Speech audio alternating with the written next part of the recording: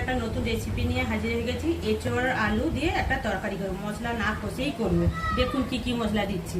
প্রথমে লবণ দিয়ে দিলাম, তারপরে এই কাটা মশলাগুলো দিয়ে দিলাম। এখানে আদা রসুন বাটা, পেঁয়াজ কুচি, লঙ্কা আর এই টমেটো দিয়ে দিলাম। হলুদ, জিরে, লঙ্কা, একটু পেঁয়াজ বাটা দিয়ে দেবো। গরম মশলা দিয়ে এটা মাখিয়ে নিচ্ছি। এবার একটু সর্ষের তেল দিয়ে মাখিয়ে নিচ্ছি। মাখিয়ে 1 ঘন্টা রেখে দেবো।